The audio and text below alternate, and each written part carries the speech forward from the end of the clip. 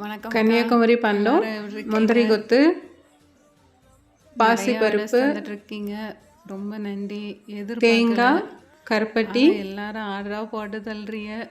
ரொம்ப நன்றி மக்கா. வறுத்த பாசி பருப்பு மாவு, வறுத்த தேங்காய், கருப்பட்டி பாகு சேர்த்து தான் செய்கிறோம். செய்கிறதுக்கு 3 days ஆகுது. அதனால் ப்ரீ புக்கிங் தான் எடுத்துகிட்டு இருக்கோம்.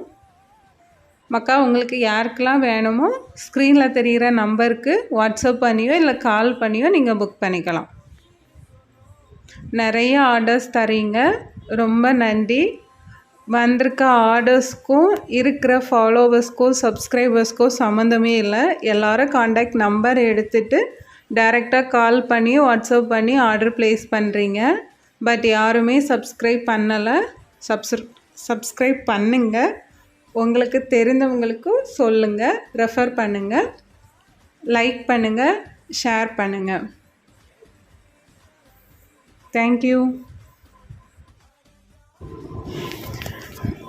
நிறைய அக்கா அப்புறம் அம்மாலாம் சொல்கிறீங்க, எங்கள் அம்மா செஞ்சு தந்திருந்தாங்க, எங்கள் பாட்டி செஞ்சு தந்திருந்தாங்க, அதே மாதிரி இருக்குது அப்படி சொல்கிறீங்க. ரொம்ப நன்றி.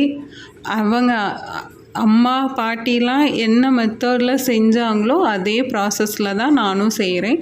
ஒரு அக்கா சொன்னது ரொம்ப எனக்குமே மெமரி ரீகால் பண்ணுற மாதிரி தான் இருந்துச்சு. இந்த உருண்டையை காய வச்சுருக்கிற உருண்டை எடுத்து கதவு பின்னாடி இருந்து சாப்பிடுவோம். அது இப்போ ஞாபகம் வந்துச்சு. 90s கிட்ஸுக்கெலாம் மெயினாக ஒளியிற இடம்னாலே கதவு பின்னாடி தானே. எனக்குமே அது ஞாபகம் வந்துச்சு. தேங்க்ஸ்க்கா.